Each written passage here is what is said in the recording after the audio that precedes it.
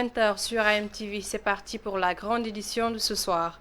À la une de ce 20h, c'est la rencontre du syndicat autonome de l'enseignement supérieur, SAES.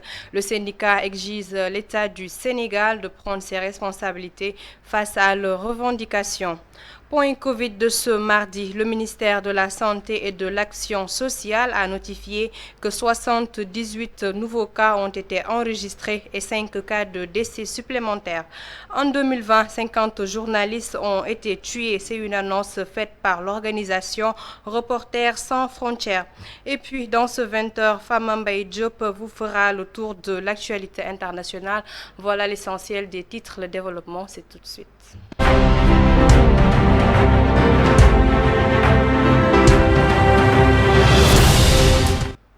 Bonsoir, merci de nous rejoindre dans ce 20h que nous débutons avec la lecture du point de situation Covid-19. Le ministère de la Santé et de l'Action sociale a annoncé ce mardi 29 décembre 2020 que le Sénégal a enregistré 78 nouveaux cas de Covid-19 sur 984 tests réalisés. Il s'agit de 52 cas communautaires, 26 cas contacts. Par ailleurs, 5 décès supplémentaires ont été enregistrés. 65 patients ont été déclarés guéris. 37 cas graves sont pris en charge dans les services de réanimation selon le ministère de la Santé et de l'Action sociale. Le Sénégal encore endeuillé hier par la disparition du général Mamadou Niang. Le président Macky Sall a salué la mémoire de cet ancien serviteur de la nation. Je suis très peiné d'apprendre le décès ce jour du général Mamadou Niang, ancien ministre de l'Intérieur et président de la commission cellulaire du dialogue politique. Je salue avec respect la mémoire de ce brave soldat qui a servi l'État jusqu'au dernier souffle. Paix à son âme, a écrit le président Macky Sall.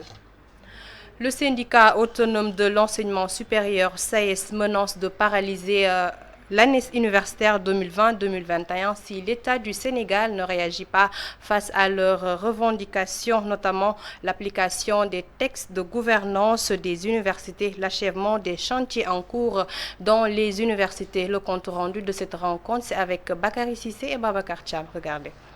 À 2 mois de l'expiration de son préavis de grève décrété le 1er février 2020, le syndicat autonome de l'enseignement supérieur réactive la machine de revendication. Il s'agit des questions relatives à l'orientation des bacheliers, l'achèvement des chantiers en cours dans les universités et s'y ajoute.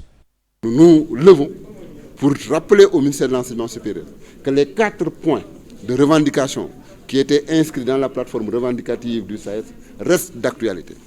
Parmi ces points, bien sûr, il y a la question relative au texte de gouvernance des universités. C'est vrai, le décret d'application de la loi cadre a été voté, mais tous les textes qui organisent aujourd'hui le fonctionnement des universités, l'arrêté ministériel qui doit permettre donc de fixer les modalités de désignation des représentants dans les conseils d'administration et académique, ces textes-là, et en plus également le décret qui organise le processus de désignation des recteurs, tous ces textes-là sont encore en souffrance au niveau du ministère. Et donc, nous ne pouvons plus continuer à attendre pendant plus de 5 ans ou 6 ans que ces textes-là ne soient pas adoptés. Le SAES menace de perturber l'année universitaire 2020-2021 si l'État fait encore la sourde oreille.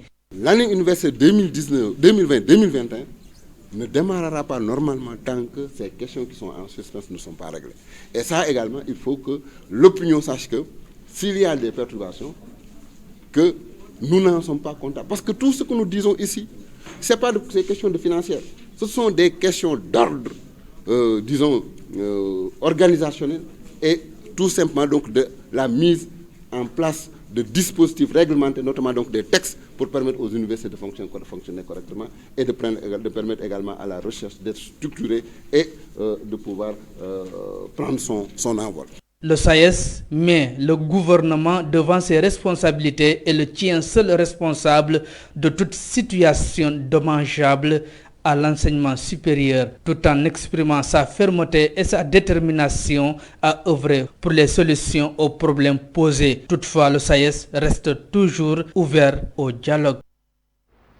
Organisation et financement de la recherche. Le SAES invite l'État du Sénégal à appuyer les universités en dotant en fonds au laboratoire afin d'améliorer l'enseignement supérieur. Malik Fall, secrétaire général du SAES, au micro de Bakary Cissé et Babacar Thiam. Pour ce qui est du financement de la recherche, vous savez, la recherche coûte cher, mais il faut qu'il y ait des mécanismes de financement. Nous avons d'abord fait une première proposition qui consiste d'abord à organiser la recherche de façon pyramidale, c'est-à-dire que la base jusqu'au niveau du sommet. D'abord au niveau des universités, nous avons proposé qu'il y ait donc des échelles de financement progressives. D'abord au niveau des facultés. Il faut d'abord qu'au niveau des facultés, qu'il y ait donc des lignes budgétaires qui soient prévues et qui soient dotées de ressources pour permettre d'appuyer les laboratoires qui sont dans ces facultés-là. Et nous avons proposé des mécanismes de financement de ce fonds au niveau des facultés. Ensuite, au niveau de l'université, il faut que l'université également puisse avoir dans son budget de fonctionnement une ligne budgétaire qui est dévolue à la recherche. Ensuite, il faut qu'au niveau du ministère de l'Enseignement supérieur, que nous ayons également une ligne budgétaire, c'est-à-dire un fonds d'appui au laboratoire. Maintenant, il faut que ce fonds soit doté suffisamment. En dehors de ça, maintenant, il y a bien sûr le partenariat qui doit exister entre les universités et le privé. Hier, j'ai eu la chance d'avoir un dîner avec des hommes d'affaires. Mais nous avons beaucoup discuté sur la question de la recherche. Mais effectivement, il faut qu'il y ait un pont entre l'université et également donc, le monde du travail pour que les nombreuses recherches que nous effectuons dans les universités et qui dorment dans les universités puissent être valorisées. La balade du président de la République Macky Sall et sa famille a fait réagir les Sénégalais. Une promenade bien appréciée par la plupart d'eux, mais toutefois, il demande au chef de l'État d'aller vers la banlieue pour être en contact direct avec les problèmes que rencontre la population. C'est un reportage de Adama Faye et Babacar Thiam. Regardez. Ce week-end, le président Macky Sall a surpris plus d'un. Il a effectué une balade samedi soir avec sa fille dans la capitale dakaroise. Un geste apprécié par l'opinion publique. Vous savez, donc, en tant qu'un humain, je pense qu'il en a les pleins droits. Il est aussi un époux, donc il s'est accompagné de son épouse, bien entendu. Voilà, il s'est laissé se divertir dans les rues de Dakar. Apparemment, si vous voyez, bien sûr avec une partie de sa famille. Voilà, donc on peut comprendre le père qui accompagne sa femme, sa fille, pour aller dans les rues de Dakar, sans craindre parfois aussi de la situation des gens, parce que peut-être ce n'était pas une simple balade. Donc d'une manière très simple, là on a fait cette lecture. Cette étudiante, elle, estime que c'est un moyen de communication, mais il devait le faire dans les quartiers populaires pour voir de plus près les problèmes des populations. Alors, je pense que c'est plutôt un plan de communication destiné à montrer que le président se préoccupe des citoyens, raison pour laquelle il a fait une petite balade avec sa fille et sans escorte. Alors, comme je l'ai dit tantôt, je pense que c'est un plan de communication destiné à montrer qu'il se préoccupe des populations. Mais peut-être qu'il aurait pu entrer dans, ou bien se balader vers d'autres sphères de la ville qui sont beaucoup plus dans la banlieue, par exemple, ou bien dans les quartiers populaires tels que la Médina, etc. Il verra que en fait, les populations, il y en a beaucoup qui souffrent. Certains trouvent que ce n'était pas le bon temps pour une balade, vu le contexte actuel marqué par la pandémie. Voilà une question essentielle. Donc, effectivement, ce n'est pas le bon moment. Donc, si vous voyez le Sénégal, en tout cas avec la deuxième vague de la Covid-19, est en train de faire de grands ravages. Aujourd'hui même, il y a de grandes personnalités qui sont disparues, à l'image de Général Nia et d'autres. Donc voilà, aujourd'hui, le président de la République, donc sa balade c'était le samedi. Mais avant cela même, la Covid-19 a fait de très grands ravages. je pense qu'il devait s'enfermer avec son gouvernement, essayer de répondre les questions essentielles, c'est-à-dire les questions de la Covid-19. Le président Macky Sall s'est procuré du plaisir avec sa petite famille et a créé une certaine sympathie. Plusieurs personnes ont loué la modestie de son excellence. Et puis, en bref, dans ce 20h en 2020, 50 journalistes ont été tués et près de 7 sur 10 l'ont été dans des pays en paix et non dans des zones de guerre. C'est une annonce faite par le RSF, Reporters sans frontières, même si le nombre reste stable par rapport aux 53 journalistes tués en 2019. Les chiffres restent inquiétants, déclare l'organisation. Et puis, à présent, l'actualité internationale de ce 20h, c'est avec Fama Mbaye Diop. Regardez.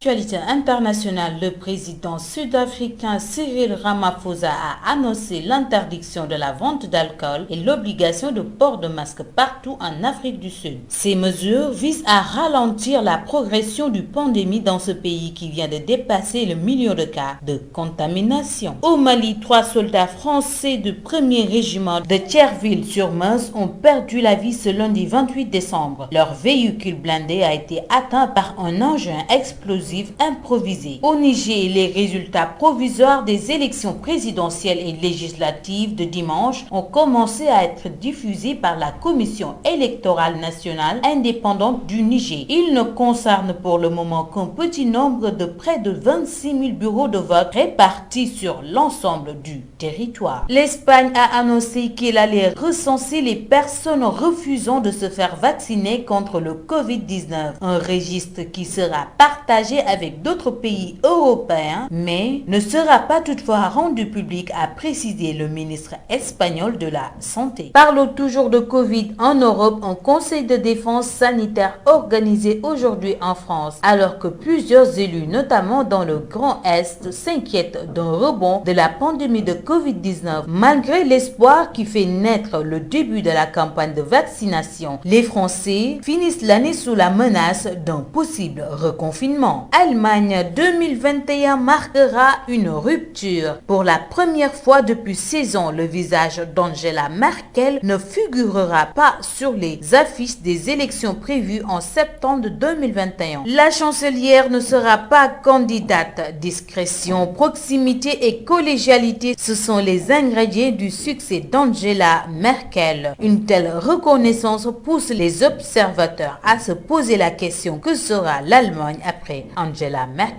Pour terminer le tour de l'actualité internationale, le futur 46e président des États-Unis, Joe Biden, accuse l'administration de Donald Trump de faire obstacle à la transition. D'ailleurs, ce n'est pas la première fois que l'équipe de Biden dénonce l'administration Trump de son manque de coopération. Nous n'avons pas accès à toutes les informations dont on a besoin de la part de l'administration sortant, a déclaré Joe Biden. Merci Fama Mbaye Diop. L'actualité sportive de ce 20h, c'est l'élément de Mami Gueye. Regardez. Actualité sportive. Bernard Tapie. Je suis au plus mauvais point que j'ai connu depuis 3 ans. Atteint d'un double cancer depuis 2017, Bernard Tapie a donné des nouvelles de son état de santé dimanche dans une interview à TF1. Elles ne sont pas bonnes puisque le traitement administré à l'ancien président de l'Olympique de Marseille ne parvient pas à faire diminuer les tumeurs. Même très affaibli, Bernard Tapie continue de se battre contre sa maladie. Dans un long entretien accordé à TF1 dans l'émission 7-8, l'ancien président de l'Olympique de Marseille parle de son cancer. Atteint d'un double cancer depuis 2017, Bernard Tapie a donné des nouvelles de son état de santé dimanche dans une interview à TF1. Elles ne sont pas bonnes puisque le traitement administré à l'ancien président de l'Olympique de Marseille ne parvient pas à diminuer les tumeurs. Même très affaibli, Bernard Tapie continue de se battre contre sa maladie.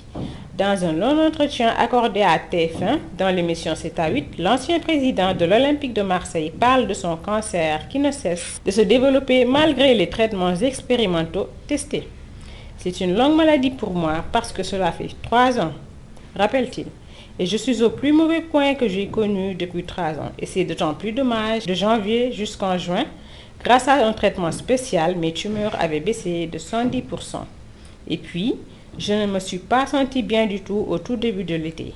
On a donc fait un scanner de témoins et nous avons découvert 20% de nouvelles et mes anciennes avaient doublé. C'est la fin de ce 20h. C'est un plaisir pour moi de vous le présenter. Je vous donne rendez-vous très prochainement. Mais sinon, l'info continue toujours sur amtv.sn. Bonsoir.